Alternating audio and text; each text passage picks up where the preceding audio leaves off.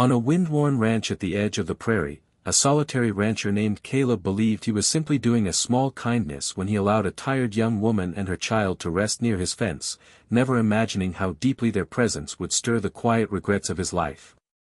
He had lived alone for years, working the land with strong hands and a guarded heart after losing the woman he once loved and the family he thought he would never have, so when he first saw her, Eleanor, pale with exhaustion yet dignified in her simplicity, he kept his distance, offering water and a place to sit without questions.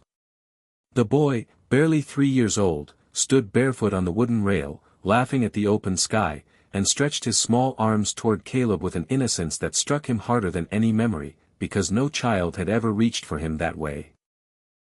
Eleanor's eyes followed her son with quiet fear, as if she expected kindness to vanish at any moment, and Caleb noticed how her hands trembled when she thanked him, hinting at a past filled with flight and loss. As the sun sank low, the boy suddenly looked at Caleb and asked, in a soft, uncertain voice, "Are you my papa?"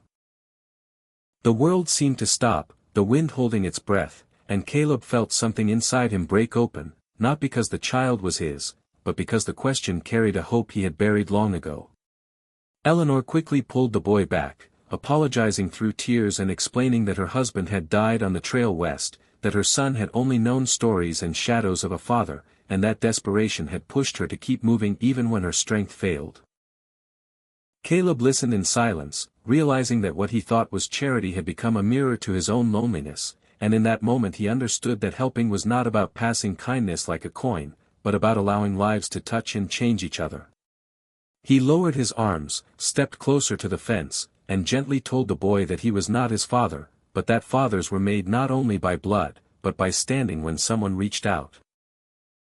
As dusk wrapped the ranch in gold and shadow, Caleb invited them to stay the night, unaware that this single act would grow into shared mornings, laughter echoing across the fields, and a future none of them had dared to imagine, proving that sometimes the family you find is the one that finds you when you least expect it.